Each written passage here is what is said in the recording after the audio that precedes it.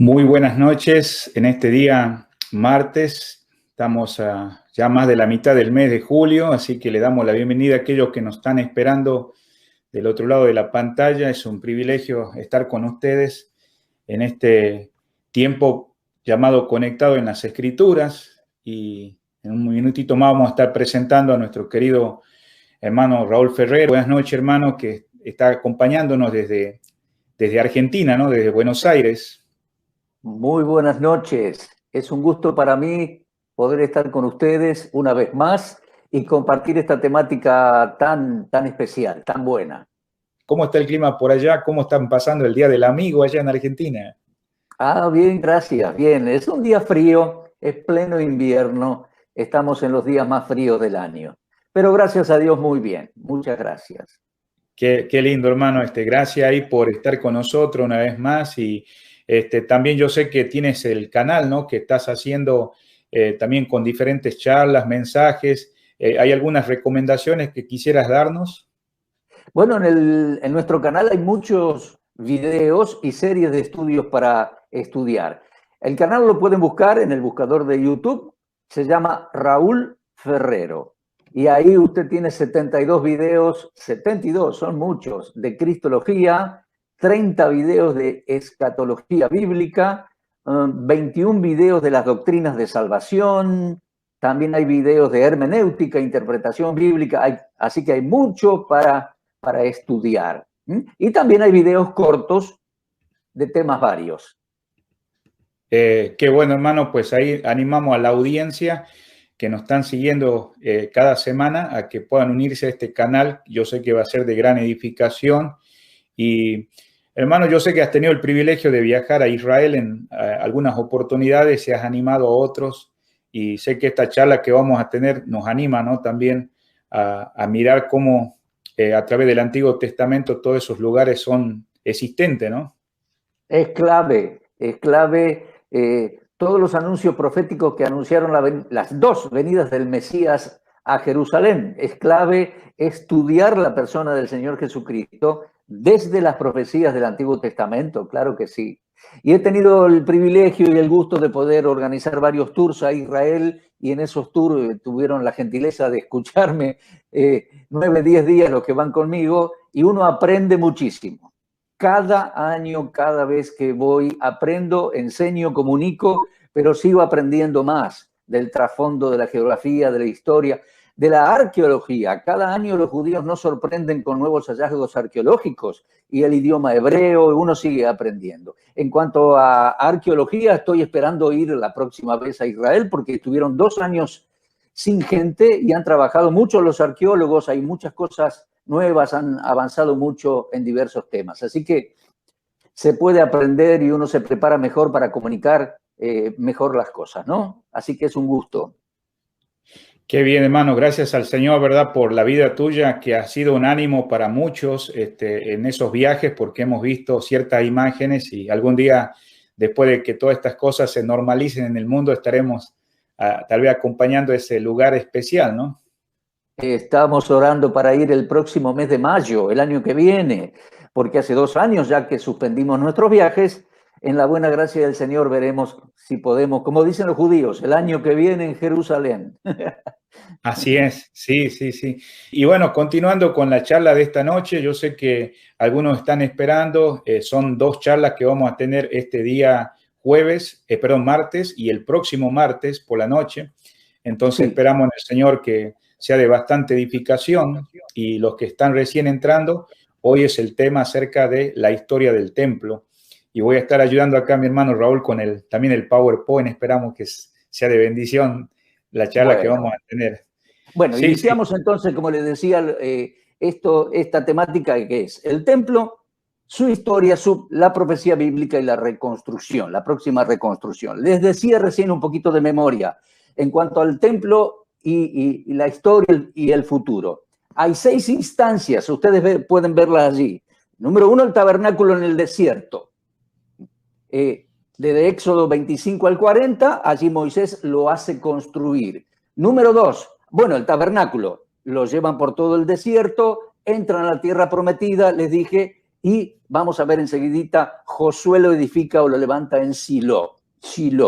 Número 2, el templo de Salomón. Número 3, instancias históricas. Número 3, el segundo templo, que de regreso de Babilonia construye Zorobabel. Número 4, el segundo templo es ensanchado por Herodes el Grande. Vamos a ver ahí las fechas, todos. Número 5, el tercer templo que los judíos van a construir ahora para la tribulación. Y número 6, como les decía, el cuarto templo será construido cuando venga el Señor a Jerusalén. Avanzamos y vamos a ver un poquito en cuanto a la historia. Esto fue iniciativa de Dios, porque dice allí, en Éxodo 25:8, están en el desierto, están frente al Sinaí, Dios les está dando la ley, y dice Éxodo 25:8, harán un santuario para mí, habitaré en medio de ellos. Y en Deuteronomio capítulo 16 les dice que no siempre tienen que hacer la Pascua en la casa, sino que cuando lleguen a la tierra prometida, Él les indicará el lugar donde pondrá su nombre y allí tendrán su templo. Entonces, primera instancia fue el tabernáculo en el desierto, luego el templo de Salomón. Salomón expresó los propósitos del templo en Segunda Crónicas 2, 3 al 5. Sería casa, el templo, casa al nombre de Jehová mi Dios, para consagrársela, para quemar incienso aromático delante de Dios, para colocar los panes de la proposición, para holocaustos mañana y tarde, día tras día, para sacrificios del Shabbat, para sacrificio de luna nueva, cuando comienza cada mes, y para los sacrificios y las ceremonias de las grandes fiestas anuales. Ahí comenzamos con el tabernáculo en el desierto. Les decía, fue idea de Dios, ahí leemos el texto de Éxodo 25:8. Harán un santuario para mí y habitaré en medio de ellos. La construcción, es decir, Dios levantó a hombres dotados, el Espíritu de Dios dotó a muchachos judíos, dos en especial. Uno se llamaba Besaleel, hijo de Uri, y el otro se llamaba Aholiab, hijo de Ahisamac. Trabajaron 6 meses y terminaron de construir el tabernáculo. Y en capítulo 40, el día señalado, ahí vamos a verlo, lo levantaron. Fue levantado el día 1 del mes 1 del año 2 de la salida de Egipto, el del nuevo calendario. Ahí tenemos el tabernáculo ubicado en medio del pueblo de Israel. Eso blanco que ven, si lo miran con detenimiento, son las chocitas, las carpitas donde ellos vivían, las tienditas. Ahí tenían 3 tribus al este, 3 tribus al oeste, 3 tribus al norte y 3 tribus al sur. Y el tabernáculo tenía una sola puerta que miraba hacia el este, como indica la flecha, y fuera del campamento, allí usted tiene una X, una cruz ahí, había un altar fuera del campamento donde se hacían rituales especiales. Se quemaba la vaca alazana de vez en cuando para tener las cenizas de la vaca para la purificación, y también se quemaban los desechos de los animales sacrificados. Era un altar fuera del campamento. Más allá, bueno, mirando hacia el este, hacia la salida del sol, fuera del campamento, allí estaba ese altar limpio. Hablando de sacrificio de vaca roja, vaca alazana, fue instituido por primera vez en número 19. Y los judíos nos dicen que ellos tienen la contabilidad y los registros. En la historia de Israel, desde la primera que sacrificó Moisés y Aarón, ellos han sacrificado 9 vacas y tienen el nombre y el apellido del sumo sacerdote que la sacrificó. O sea, la próxima vaca que necesitan sacrificar para tener las cenizas, para ponerlas en agua, para tener agua de purificación, para los sacerdotes y para la gente, la próxima vaca será la número 10, como dice allí. Ahí ven, una vez que tienen las cenizas, la ponen en agua y van repartiendo en diversas vasijas, y en el lugar santo ellos iban guardando una vasija con las cenizas acumuladas de vacas anteriores. no tienen hoy eso, pero esperan, tal vez debajo del templo, ahí esperan hallarlo como un hallazgo arqueológico, digamos. Allí están purificando los asistentes al templo con esa agua, y se trata de una vaca perfecta, perfectamente alazana, roja, es decir, marrón rojiza, con características muy especiales para ser sacrificada. Pero ahí están los rabinos buscando la vaca, pero volvamos a lo nuestro. El templo fue levantado en el desierto, luego anduvieron por el desierto. Josué entró a la tierra prometida, y en el capítulo 18 de Josué, usted puede leer allí, que Josué levanta el tabernáculo, lo edifica, lo levanta, lo coloca en Shiloh. Shiloh está en lo que sería la Samaria central hoy en día, y fue la capital de Israel por más de 300 años. Y se menciona en 1 Samuel 1:3, cuando Ana va y ora en el tabernáculo, eso es Shiloh, y ella deja después su bebé, Samuel, y Samuelito crece, eso es en Shiloh. Hay importantísimas ruinas arqueológicas hoy en día allí. Después viene toda esta historia de que los judíos salen a batalla y se llevan el arca, los filisteos se la quitan, se la apropian, se la roban, pasan los años, va de ciudad en ciudad. Dios abre juicio contra Shiloh, lo dice Jeremías, por sus pecados. Ahí ustedes pueden ver cómo David se manejó para hacer, él tenía en su corazón eso, traer el arca y traerla a Jerusalén. Pasaron por dificultades, pero la trajo. Y una vez que la tuvo en Jerusalén, la tuvo cerca de su palacio, la tuvo entre cortinas, él consultaba a Dios y adoraba a Dios ahí, en Jerusalén. Pero un día tuvo el deseo de edificar un templo, y Dios le marcó el lugar. Lo leemos allí, en Primera de Crónicas y en Segunda de Crónicas. Sucedió que Dios le marcó el lugar en Jerusalén donde construirlo por una crisis, y ese fue en el monte Moriah. El último punto allí abajo dice que Salomón edificó el primer templo en el monte Moriah. En Jerusalén usted tiene hoy en día el monte de los Olivos, el monte Moriah y el monte Sión. Salomón edificó el primer templo en el monte Moriah, en el lugar que Dios le había indicado a David. Toneladas de oro y de plata y de madera de primera calidad para aquel gran templo, el primero de la historia, edificado por el rey Salomón en el monte Moriah. Hermano, quería hacer una pausa. Sí, gracias, ¿verdad?, por todo esto que hemos avanzado, y hay algunos queridos hermanos que están conectados desde otras partes del mundo. Tenemos a un hermano que se llama Alonso Funes, dice Shalom, gracias a Dios, hermanos, desde Florida. También un hermano acá de la congregación, Vladimir, gracias por conectarte. Un hermano desde Brasil, que es misionero, Juan Vallejo, y están acá atentos a toda esta charla que estamos teniendo. Sí, solamente quería interrumpir brevemente. Hermano, yo sé que todo esto que nos está compartiendo tiene un gran trasfondo, ¿no? Acerca de la vaca alazana, sí. Y bueno, todas estas cosas se han ido desarrollando desde el tiempo, desde el tabernáculo, y ahora vamos a seguir avanzando, ¿no? Claro. Entonces, ¿sigo avanzando? Sí, en confianza, hermano.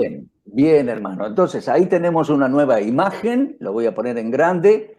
Sí. En el año 480, después de la salida de Egipto, en el cuarto año del principio del el reino de Salomón, comenzó él a edificar la casa de Jehová. Lo leemos en Primera de Reyes 6:1, corría el año 967 a.C., y la edificó en 7 años. Lo leemos allí en primer libro de Reyes 6:38. Maravilloso templo, de primera calidad la madera, cubierto en su gran parte interior, todo de oro, toneladas de oro, utensilios, instrumentos de oro, y también plata, y también el mar de bronce, el altar de bronce, etc.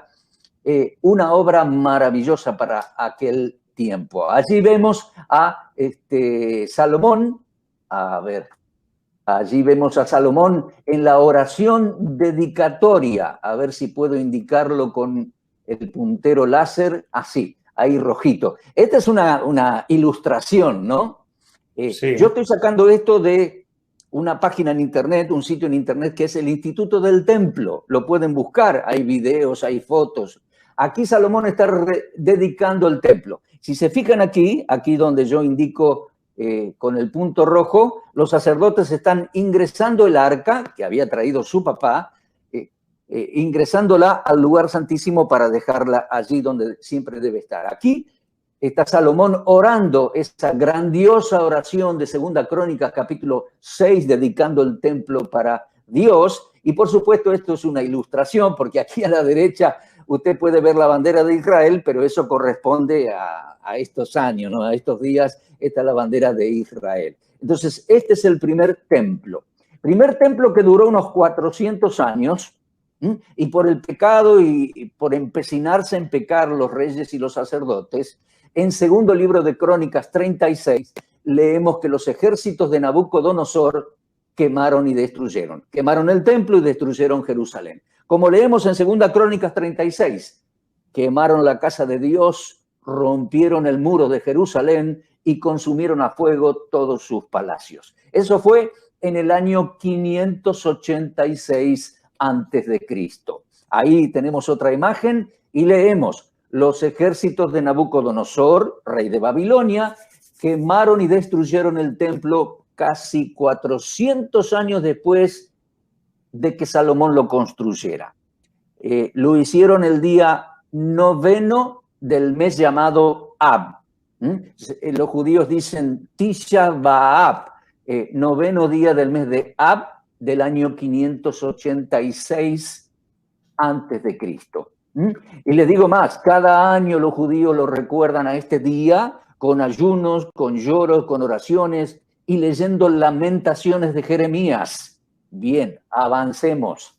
Desde Babilonia regresó Zorobabel como gobernador de Jerusalén, bajo el amparo y el respaldo de los reyes persas, y Zorobabel, con el ánimo y la exhortación del profeta Ageo y profeta Zacarías, reconstruyen el templo, o sea, construyen el segundo templo. La profecía de Zacarías decía, ahí lo vemos ahí abajo: las manos de Zorobabel echarán el cimiento de esta casa y sus manos la terminarán. Y así fue. Lo leemos en Zacarías 4:9, así fue, y lo leemos en Esdras 6:15. Esta casa fue terminada el tercer día del mes de Adar, que era el 6º año del reinado del rey Darío. Lo leemos en Esdras 6:15. Eso fue en el año 515 antes de Cristo. Como pueden ver allí en la ilustración, son dibujitos, ¿no? Pero es una ilustración adecuada. El segundo templo fue mucho más modesto. El templo de Salomón tenía toneladas de oro, este no, este tenía piedras y era una construcción mucho más modesta, que al momento de construirla algunos viejitos se acordaban del antiguo y lloraban, y otros lloraban de alegría porque lo estaban reconstruyendo. El segundo templo, el templo de Zorobabel, entonces fue mucho más modesto. Repasamos: construido, más bien dedicado a Dios en el 515 antes de Cristo. Avanzamos en el año 19, o sea, 500 años después, Herodes el Grande les propone a los judíos ensanchar y embellecer el templo de Jerusalén. Hermanos, hay mucha historia entre el templo que hizo Zorobabel y Herodes el Grande. 500 años de historia, muchísimo para hablar, pero tenemos poco tiempo, hemos perdido un poquito de tiempo al principio, vamos a ir rápido. En el año 19 antes de Cristo, Herodes el Grande les propone a los judíos ensanchar y embellecer el templo de Jerusalén, y así lo hizo. Fue una obra tremenda, tremenda. Una obra que la mayor parte de la obra se hizo en vida de él, pero después él muere y para completar detalles, etcétera, del templo llevó unos 46 años. Ese dato está en el Evangelio de Juan, capítulo 2, versículo 20. Cuando el Señor dice: destruid este templo y yo lo reconstruiré en 3 días, alguno que no lo entendió bien sale y dice: 46 años llevó construir este templo. ¿Se da cuenta? Bueno, Ahí está el dato en pantalla. Y si a usted le interesa la construcción, la belleza de este gran templo, puede leer allí en Flavio Josefo, el historiador, en el libro Antigüedades de los Judíos.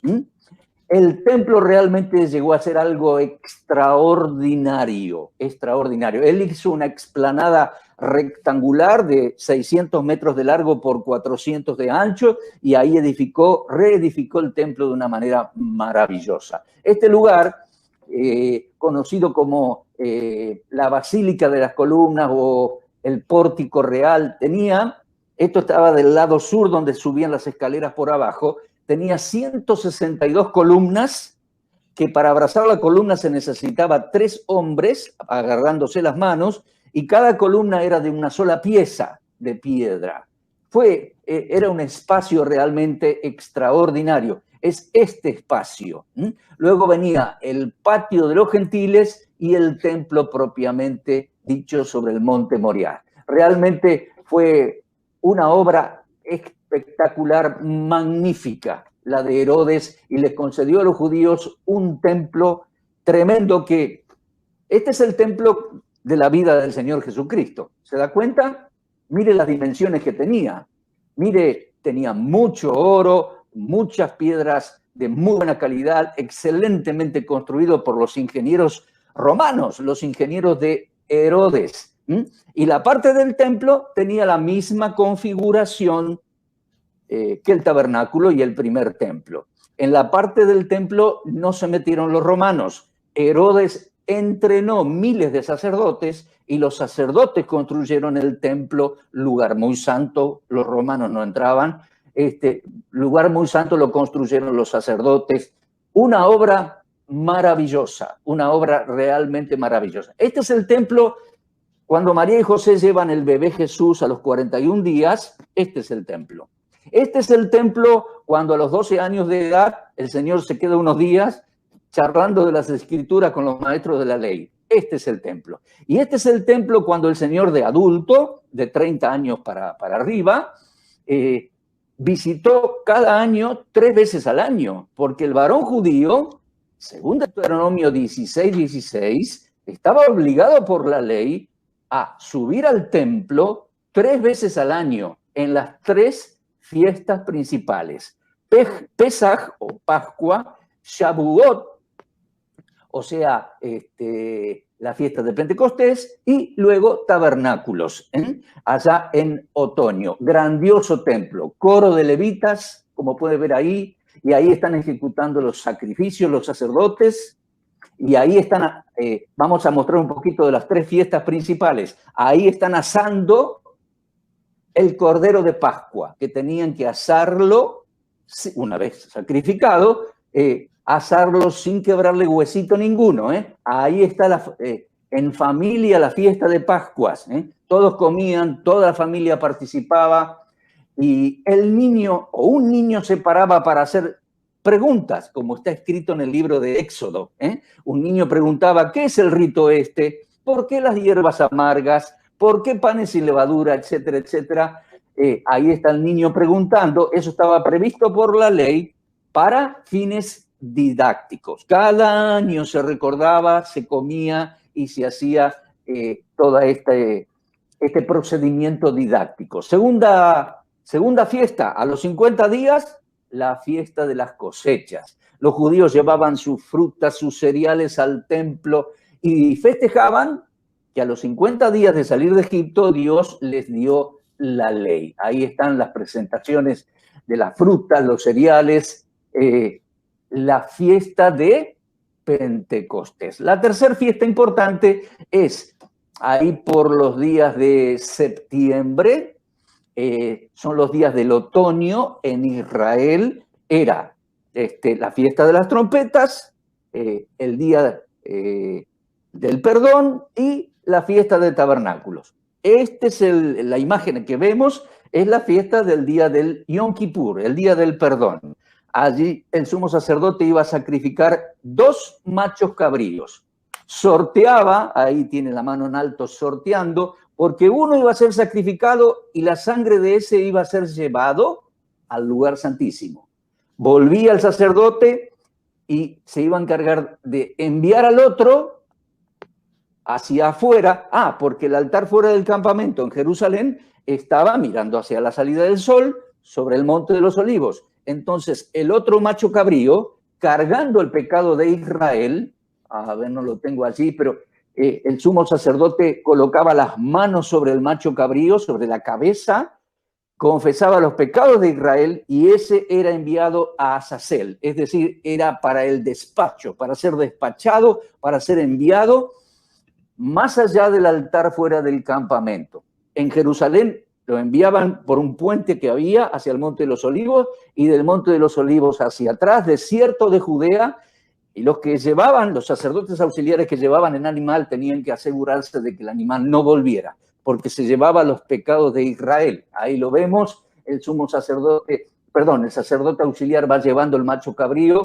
y se aseguraba de que muriese llevando los pecados fuera del campamento, los pecados de Israel. Nos muestran esta imagen los del Instituto del Templo, dicen que despeñaban para asegurarse de la muerte del macho cabrío. Ahí les digo, les explico y ya les dejo para que usted tome un tiempito, hermano. Ahí estaba el altar fuera del campamento. ¿Se da cuenta? A ver, yo voy a mostrar acá. Usted tiene el templo aquí, con la única puerta mirando hacia la salida del sol, hacia aquí, hacia el Monte de los Olivos. Ahí tiene todo un puente. Los judíos dicen que en tiempos romanos tenían un puente acá en el Valle del Cedrón, todo un puente, el altar fuera del campamento, donde sacrificaban la vaca roja y quemaban los cuerpos de los animales y los cueros y los quemaban todo aquí para limpiar todo, altar fuera del campamento. Esa era la configuración del templo. Y fíjese, era justo delante de la puerta, o sea que elevado así el sacerdote ofrecía la sangre y la becerra y ofrecía todo el ritual hacia la puerta, directo hacia la puerta del templo delante de Jehová. Que esta es una de las pautas por las cuales creo que Cristo murió en las cercanías, tal vez más arriba, porque él muere delante de Jehová, lo dice Hebreos 13, fuera de la puerta y fuera del campamento, un altar fuera del campamento. Bueno, hacemos una pausita, Mario, usted quiere leer también tal vez algún chat y sí, enseguida vamos hay algunos el hecho hermanos que los romanos destruyeron el templo. Sí, hay algunos hermanos que están conectados y nos mandan saludos. Fernando García, gracias por estar en esta noche. Y yo sé que, hermano, estamos tratando ya el segundo templo, ¿no? Que fue en el tiempo que el Imperio Romano estaba bajo la responsabilidad de varias áreas de Israel y otros lugares, ¿no? Ahora, quería preguntarle, ¿este templo mantuvo así lo mismo original que el primero o fue algo un poquito modificado? No, los judíos son muy meticulosos, hermanos, muy meticulosos. Los templos siempre estuvieron en el mismo lugar, el lugar santísimo estuvo sobre la roca que Dios le indicó a David y donde Abraham intentó sacrificar a Isaac y tenía siempre la misma configuración. La puerta mirando hacia la salida del sol, el altar fuera del campamento en el Monte de los Olivos, y entrando por la puerta hacia el occidente, tenía lugar santo y lugar santísimo, la configuración era igual. Y es más, los judíos dicen que lo van a hacer en el mismo lugar y según la forma. Muy bien, entonces, hermanos, qué bueno por esa aclaración, ¿no? Porque sabemos que estamos en este segundo templo y habían pasado muchas situaciones en el pasado, la nación de Israel, como nos mostraba que había sido quemado, que habían pasado por el exilio, la propia nación, ¿no? Sí, claro. Muy bien, hermano, entonces adelante, gracias por los hermanos que están conectados en tiempo real. Si hay más comentarios o preguntas, vamos a estar llegando a 15 minutos ya para finalizar el programa de esta noche. Gracias por los que están acá. Adelante, hermano.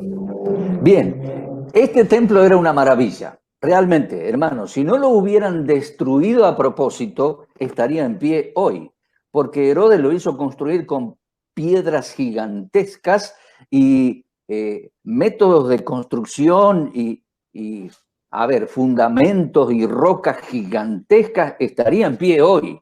Solo que, bueno, Israel fue muy rebelde contra Dios, se rebeló contra los romanos y comenzó el tiempo de...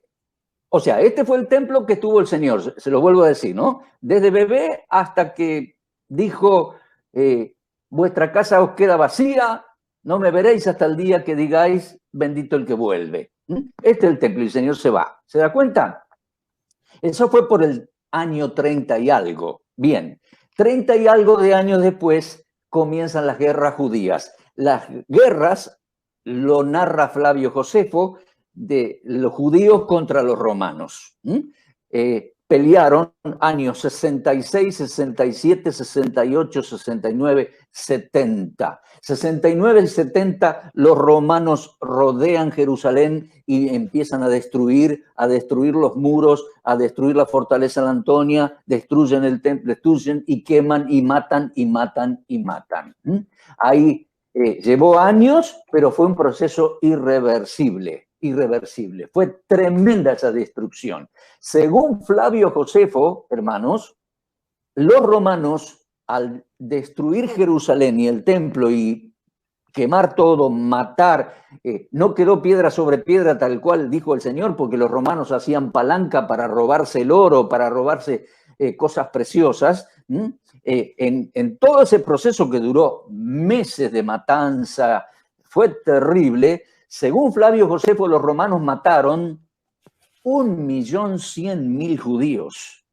Años 70 de nuestra era, los romanos destruyeron Jerusalén, 1.100.000 muertos. Hermanos, el predio, el área, no es muy grande. Jerusalén, la vieja, Monte de los Olivos, Monte Moriah, Monte Sión, 2 kilómetros cuadrados. Allí los romanos mataron 1.100.000 judíos. El historiador Flavio Josefo dice que él estuvo allí, lo narra en primera persona. Dice que no se podía caminar al fin y al cabo por los escombros, por el humo y por la cantidad de cadáveres y el olor insoportable a cadáveres. Realmente fue algo terrible. Ningún creyente murió acá. Porque el Señor le había dicho a los judíos creyentes, a los judíos mesiánicos, cuando vean rodeada Jerusalén, rodeada por los romanos o rodeada de ejércitos, huyan. Y realmente huyeron. Y gracias a Dios por los judíos mesiánicos de aquellos años, porque no solamente huyeron, sino que fueron al mundo a predicar el evangelio.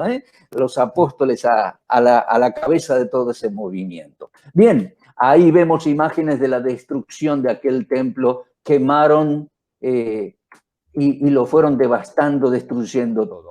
Un detalle más. Fue en Tisha B'Av del año 70, en el 9º día del mes de Ab del año 70. Sí, en el mismo aniversario, lo leo completo. En Tisha B'Av del año 70, los romanos quemaron y destruyeron el segundo templo. En el mismo aniversario, hermanos. Por eso los judíos hoy en día, ese día, el Tisha B'Av, el 9º día del mes de Ab, es día de duelo nacional. Es el aniversario de las 2 destrucciones del templo. Lloran, oran, rezan, reclaman a Dios, leen lamentaciones en voz alta. No sé si vio, pero hace 2 o 3 días fue Tisha B'Av. Y bueno, las autoridades del predio del templo, eso está en manos de judíos, cedido a jordanos, lo vamos a ver mejor el próximo martes, cedido a jordanos, está la administración religiosa de la explanada del templo hoy en día, permitieron a un grupo de judíos en ese Tisha B'Av a ir a rezar allí. Y los jordanos, los musulmanes se enojaron muchísimo, hubo disturbios, hubo peleas. Bueno, no pasó a mayores, pero esto es algo tremendo de parte de Dios. En el mismo aniversario, las 2 destrucciones del templo. Los judíos rezan, claman, leen lamentaciones en estos días. Además de matar tanta gente, los soldados romanos se llevaron esclavos a judíos a diferentes lugares del Imperio Romano e hicieron un gran desfile triunfal en Roma, entrando con todos los utensilios de oro y entrando con el candelabro grande, la menora de oro en Jerusalén. Y esa imagen inclusive quedó marcada allí en el Arco de Tito. Hoy en día, tal cual vemos así, está ese gran arco allí en Roma, celebrando y recordando el triunfo de los romanos sobre los judíos y que se llevaron a Roma el candelabro de oro. ¿Cómo está aquello? Cuando el Señor dijo, hermano, dimensione esto, cuando el Señor dijo, no quedará piedra sobre piedra en este lugar, era para mirar así y decir, es una locura, no puede ser. Las piedras eran tan gigantescas, tan bellas, tan bien acomodadas, construido todo, que era imposible prácticamente que se destruyera. Los mismos ejércitos romanos lo hicieron, con sus armas, con sus palancas, destruyeron y tumbaron. Solamente dejaron a media altura, digamos, las bases de lo que era el muro exterior. Ahí, esta es una foto actual. Yo he caminado por allí, ahí abajo, esa calle, varias veces. Ese es el muro actual. Son las ruinas del muro exterior. Y ahí abajo hay rocas, las ven esas, son grandes esas, del tamaño de una persona, que desde arriba, en la destrucción, los romanos empujaron por abajo, cayeron unos 70 metros y ¡pum!, quedaron ahí. ¿Quién las va a tocar? O sea, ¿quién las va a mover, no? Quedaron ahí, los arqueólogos han destapado, han mostrado, se muestra las ruinas a ver aquí, un arco que se llama el arco de Robinson, porque un arqueólogo llamado Robinson lo descubrió. Es un arco donde se subía la gente por unas escaleras hermosas, solamente queda un pedacito de ese arco de Robinson, y esa es la esquina sur-oeste. En esa esquina hay una roca muy particular. Ahí el arqueólogo está mostrando que dice hacia la casa o el lugar del trompetero, del trompetista. Arriba, en esa esquina, el trompetero hacía sonar la trompeta anunciando diversas fiestas, diversas cosas, pero especialmente cada Shabbat, para que los judíos abajo y alrededores dejaran ya de trabajar porque llegaba el Shabbat. Cuando los judíos rompen allá arriba, esa roca cae y queda hasta el día de hoy allí. Hoy está en exhibición para que la miren los turistas. ¿Ven? Allá arriba, 70, 90 metros de altura, estaba el trompetero anunciando el Shabbat. Así se hubiera visto desde arriba. Y ahí ustedes ven, aquí la inscripción delante de él, los romanos rompen ese paredón, tiran todo abajo, y bueno, para disfrute de los arqueólogos y los turistas, esas rocas quedan abajo. ¿Quién las va a sacar? Y ellos removiendo y acomodando han descubierto esa inscripción que tiene nada más que 2000 años. Y se lee en hebreo actualmente. Un niño que sabe hebreo lo puede leer porque es la misma caligrafía, el mismo hebreo hoy en día. Ahora bien, en 5 minutos terminamos, ¿no, hermano Arjona? Sí. Bien. Sí. Lo grandioso de todo esto, que bueno, ahí lo vuelvo a mostrar de nuevo, ahí vamos de nuevo para atrás. Ahí yo decía, por 19 siglos todo está así, todo destruido. Bueno, hace 500 años el lugar estuvo en manos de los turcos otomanos y el gran sultán Suleimán el Magnífico, hace unos 500 años, reedificó esos muros, o sea, los levantó un poco más. O sea que son jovencitos los muros actuales, de ahí para arriba, tienen solo 500 años. Pero la base de lo que se ve ahí para abajo, y digo para abajo porque los judíos han descubierto túneles y los arqueólogos han hecho túneles. Cuando vamos a Jerusalén, uno de los momentos gratos y muy interesantes es que vamos a los túneles de abajo del Muro de los Lamentos. El Muro de los Lamentos, abajo sigue el muro, sigue muchos metros, y incluso en estos días hay descubrimientos nuevos, y se puede ir por todo el muro y salir por el otro extremo donde estaba la fortaleza La Antonia. Esto es algo sensacional, pero por 19 siglos todo permaneció así. Sin embargo, queridos hermanos, la palabra profética bíblica anunciaba y sigue anunciando que los judíos van a tener templo en un futuro cercano. Nosotros hablamos del tiempo de la tribulación, para entendernos. Hablamos de la 70ª semana de Daniel, o la última de las 70 semanas de Daniel. En ese periodo, dentro de un tiempo, los judíos van a tener templo. El tiempo de la tribulación y que luego el Señor va a regresar a Jerusalén. Van a tener templo. Mire, la semana que viene, el martes que viene, lo vamos a desarrollar mejor y vamos a estar más aptos para manejar el PowerPoint y esto. Pero hay 4 pasajes bíblicos, 4 capítulos. En Daniel 9, el profeta Daniel marca las 70 semanas de Daniel para las 2 venidas del Mesías. Y en el fin de los tiempos los judíos tendrán templo. En Mateo 24 el Señor habla de las instancias previas a su venida, que el templo va a ser invadido por el anticristo, la abominación desoladora. ¿Cuál templo? No hay hoy. Bueno, lo van a reconstruir. Entonces el Señor les dijo, cuando vean la abominación desoladora en el templo, a futuro, huyan a los montes. Los va a comenzar a perseguir y habrá tribulación cual nunca hubo desde el principio del mundo. O sea que lo que se viene va a ser peor que todo lo que pasaron los judíos con anterioridad. Mateo 24. Segunda Tesalonicenses 2, Pablo le dice a los tesalonicenses que el anticristo, el hombre de pecado, irrumpirá en el templo y se hará pasar por Dios. Será terrible. Y en Apocalipsis 11 hay una profecía sensacional. Dice que Dios va a levantar 2 predicadores, 2 profetas en Jerusalén dentro de un tiempito, que van a predicar 1260 días. Nadie los va a poder tocar. Van a predicar la palabra de Dios, se van a convertir muchos a Cristo. Y va a salir todo un emprendimiento misionero gigantesco. 144.000 varones judíos van a ir a predicar al mundo el evangelio del Cordero. Cuando el Señor vino, envió a 12 varones judíos al mundo. ¿Se acuerdan, no? Los apóstoles.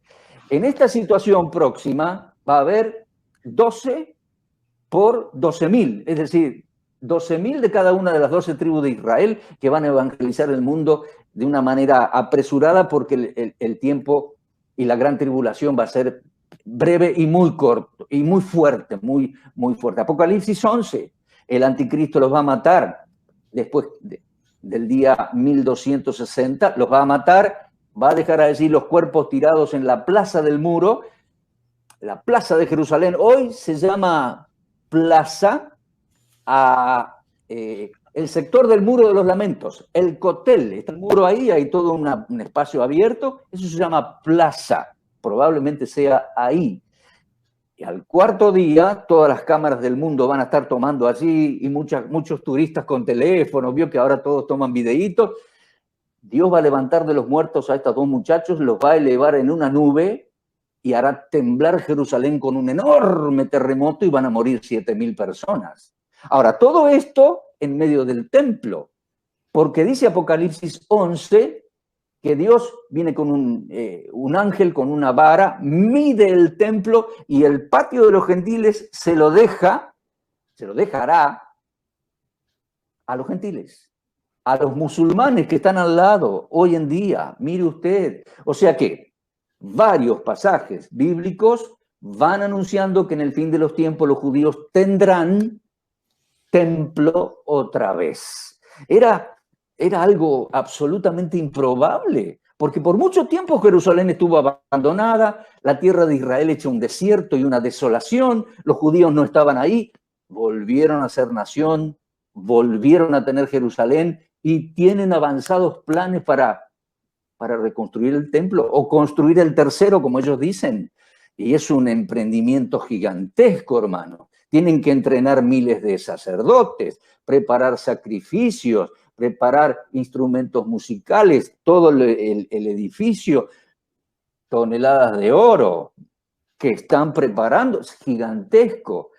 El gran problema es que no tienen el terreno, el lugar. Lo van a hacer en el mismo lugar donde la palabra bíblica lo marcaba. Y eso está en manos de musulmanes hoy en día. Fue cedido por Israel para que los musulmanes tuviesen sus ritos religiosos. En 1967, Moshe Dayan y los soldados de Israel recuperaron Jerusalén y el predio del templo. Legalmente eso es territorio israelí, pero han hecho un status quo de paz con los musulmanes, les han entregado un lugar para que tengan su religión musulmana, y ahí administra el predio del templo, lo administra una comisión, un Quaf jordano. Pero es muy difícil que se abra la situación para que los judíos construyan el templo. Parece sencillamente imposible, pero la palabra profética lo marca y así sucederá muy pronto. Muy pronto. Los judíos tendrán gran tribulación y después de eso vendrá el Señor a Jerusalén. No nos confundamos.